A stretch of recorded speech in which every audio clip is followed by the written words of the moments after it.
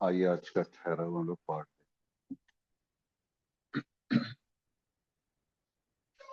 यूहन्ना की इंजील उसका पहला अध्याय और पहले पद से 14 पद तक हम देखेंगे। यूहन्ना की इंजील पहला अध्याय उसके पहले पद से लेकर 14 पद तक। यहाँ पे ऐसा लिखा है, आदि में वचन था और वचन परमेश्वर के साथ था और वचन परमेश्वर था। यही आदि में परमेश्वर के साथ था। सब कुछ उसी के द्वारा उत्पन्न हुआ और जो कुछ उत्पन्न हुआ है उसमें से कोई वस्तु उसके बिना उत्पन्न न हुई। उसमें जीवन था और वह जीवन मनुष्यों की ज्योति थी। और ज्योति अंधकार में चमकती है और अंधकार ने उसे ग्रहण न किया। एक मनुष्य परमेश्वर की ओर से आ उपस्थित हुआ जिसका नाम यूहन्ना था। वह गवाही देने आया कि ज्योति गवाही दे ताकि सब उसके साथ द्वारा विश्वास लाए। वो आप तो वह ज्योति ना था परंतु उस ज्योति की गवाही देने के लिए आया था। सच्ची ज्योति जो हर एक मनुष्य को प्रकाशित करती है जगत में आने वाली थी।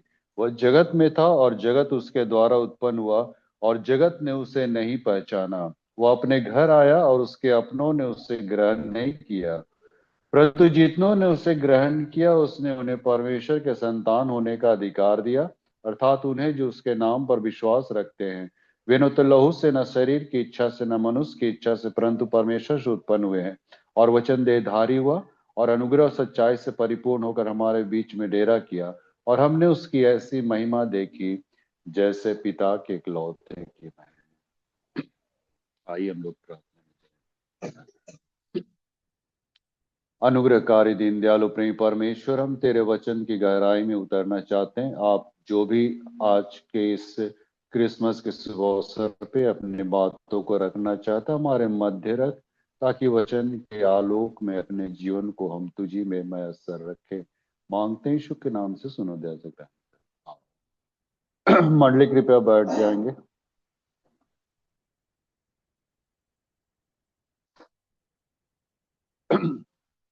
तो सर्वप्रथम तो मैं अपने और अपने परिवार की ओर से आप सबों को क्रिसमस की हार्दिक ढेर सारी बधाई है ना, मुबारक हो। तो बड़े खुशी की बात है कि आज हम लोग फिर से यीशु मसीह के जन्मोत्सव को हम लोग बड़े ही धूमधाम से मना रहे हैं।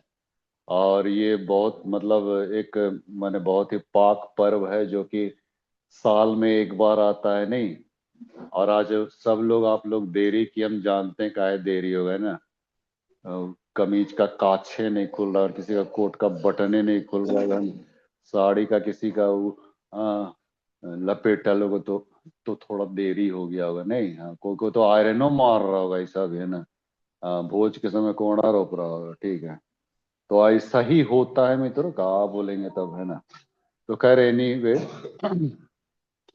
तो जैसा कि कल हम लोग समाप्त किए थे इस बात में कि कुछ निश्चयता के विषय में हम लोग समझ जानने का प्रयास करेंगे। निश्चयता, आज इस पृथ्वी पे कुछ निश्चयता है, निश्चितता, सर्टेनिटी कुछ है? नहीं लगता है, नहीं। हाँ, और सही में नहीं है। कोई भी सर्टेनिटी नहीं है। इंसान का जीवन भी कहाँ सर्टेनिटी है। मृत्यु एक निश्चय है, मृत्यु तो निश्चय, इसमें तो दो मत नहीं है। लेकिन बाकी कुछ और कुछ भी निश्चयता हमारे जीवन में बिल्कुल नहीं है। चाहे हम कितना कुछ भी कर ले, पापड़ बेल ले, लेकिन उसका सफलीभूत होना हमारे हाथ में नहीं है। कई लोग तो माने शेयर मार्केट में पैसा लगाते नहीं, कि क्या आपके पास निश्चितता है कि वो आपको रिफंड देगी? डूब भी सकता है, नहीं। कई लोग तो चीट फंड में पैसा लगाते हैं, रखते हैं, लेकिन पता चलता कि चीट फंड वाले सब है ना 9 to 11 हो गए, नहीं। माने निश्चयता, सब जगह अनिश्चयता का ही माने बादल, आशंका गिरा हुआ है, नहीं।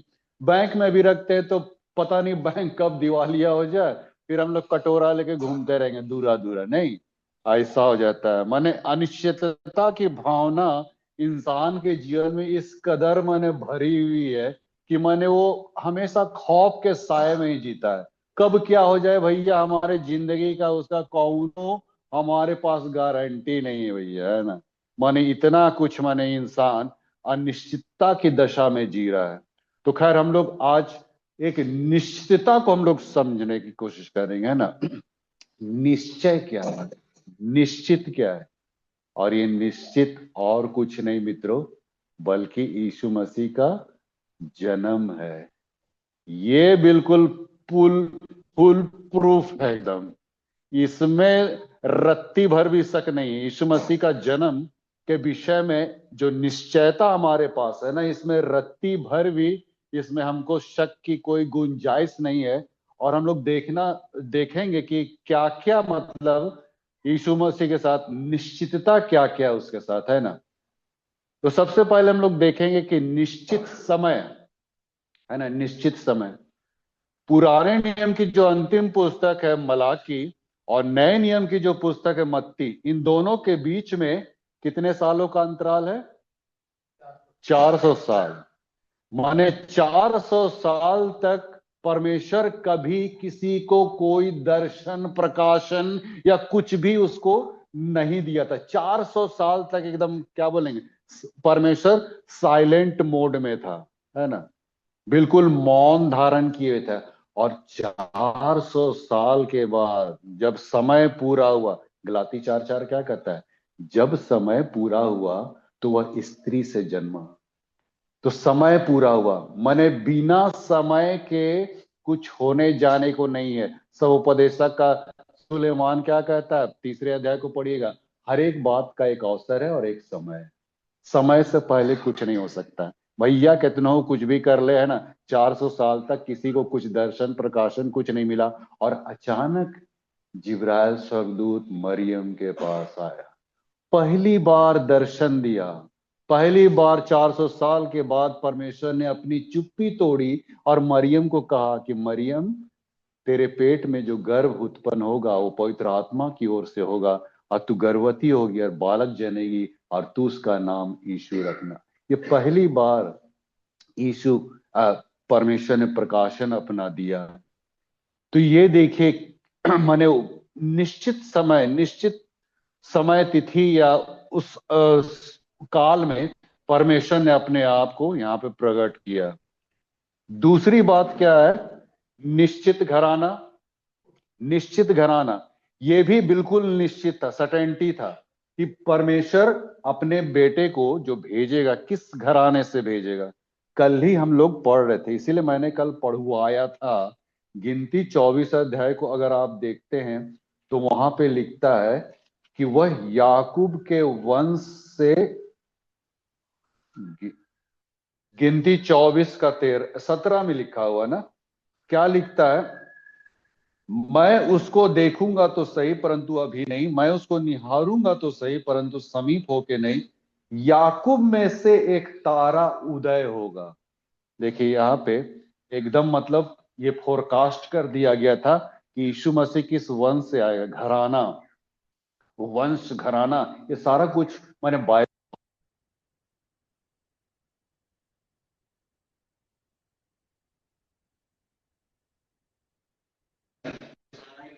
में क्या लिखा है?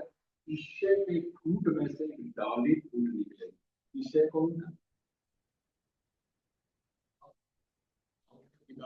ईशे, ईशे के फूट में से डाली फूट निकलेगी।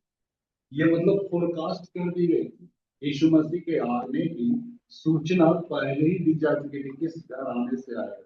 और यदि आप मलाकी को पढ़ेगा, लिखता है कि भोर का तारा उदय होगा और हम उसके किरणों से चंगे हो जाएंगे और कूदेंगे फादेंगे, है ना, ऐसा करके लिख देता है। नहीं, भोर का तारा उदय होगा।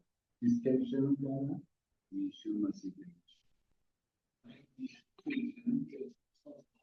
में इस बात कर दिया फिर किस घराने से आया।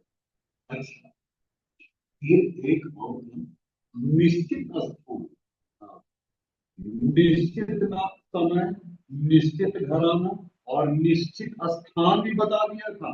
मीका 5 अध्याय में कल बाबू एक तो बाबू पढ़ा, मीका 5 अध्याय में निश्चित स्थान, हे बैतलहम एफ्राता, यदि तू यहूदा में से हजारों में से एक छोटा सा है, लेकिन तुझ में से एक अधिपति निकलेगा। इसके कहाँ का ये बात बोला गया था? बैतलहम के विषय। बैतलहम जो गूगल में भी सर्च करने से नहीं मिलेगा, मानचित्र में कहीं दिखाइयों नहीं देता था। ऐसा जगह से यीशु मसीह निकला है ना। बैतलहम, हाँ बैतलहम, ये वही बैतलहम था जहाँ दाऊद का ये था नेटिव प्लेस। और इन लोग को बैतलहम जाना पड़ा। इन लोग रहते कहाँ थे?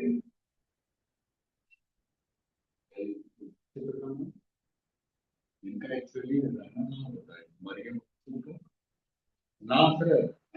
नासरत में रहते थे।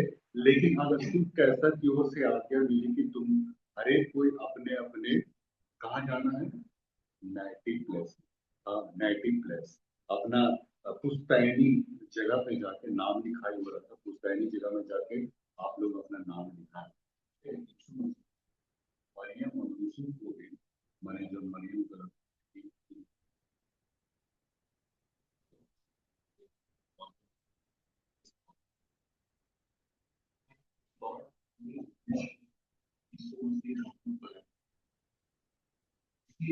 कहीं भी बात कर सकता था, लेकिन बर्तनों में बात, क्योंकि ये निश्चित हर चीज इतना सुनियोजित तरीके से वर्णन किया गया ना, जिसका कोनो हिसाब नहीं है ना।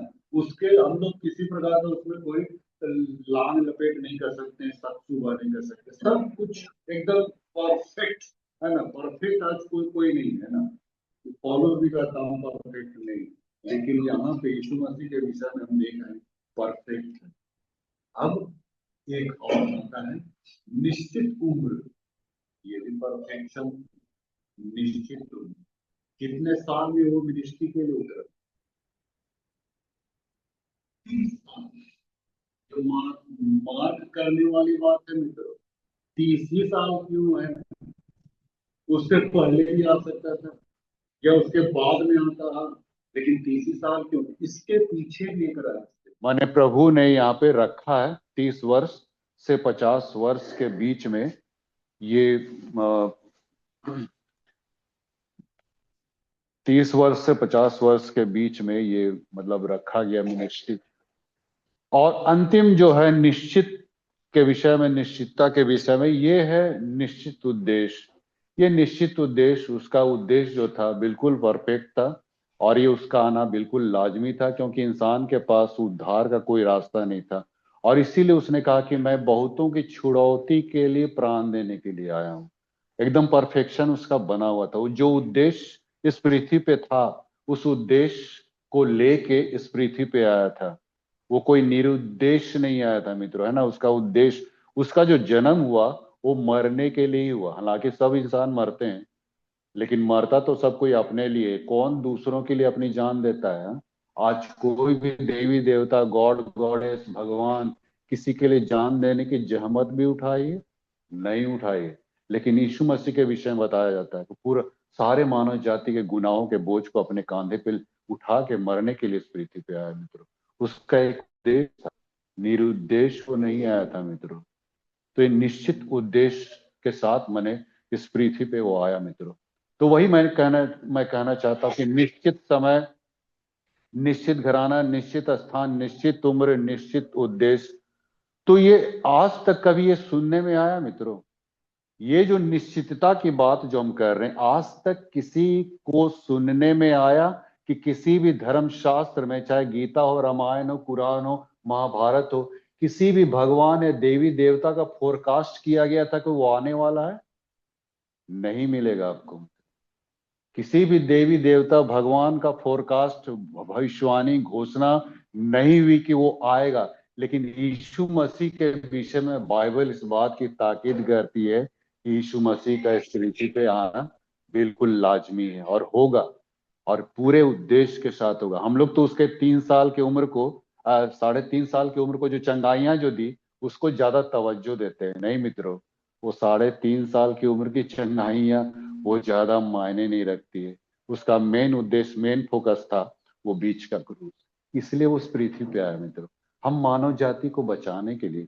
हमारे गुनाहों को अपने कांधे पे लेके वो सूली पे चढ़ गया मित्रों। उसकी मौत यूं ही नहीं हुई, हमारे गुनाहों के खातिर हुई मित्रों। और ये सब कुछ इसलिए किया ताकि आज हम जिस दशा में हैं, जिस पोजीशन में, हैसियत में है, ये सब कुछ उसी की देन है मित्रों। अदरवाइज हमारे पास अपना कहने का कुछ नहीं है। अपना जीवन, अपना अपनी धन, अपनी संपत्ति, अपना घर बार कुछ भी नहीं मित्रों। ये तो यीशु मसीह रहा हमारे बीच में, जिसने सब कुछ को पूरा करके उस कलवरी क्रूस पे ले गया, फिर से तीसरे दिन जी उठा। ये हमारे लिए बहुत बड़ी फक्र की बात है। तो ये निश्चितता को प्रभु ने यहाँ पे बयां किया है। इसलिए एक अंतिम बात मैं बता के अंत करना चाहता हूँ।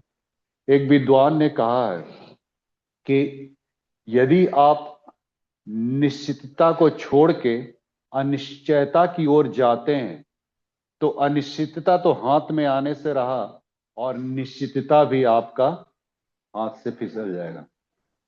इस बात को हमेशा ध्यान रखें मित्रों।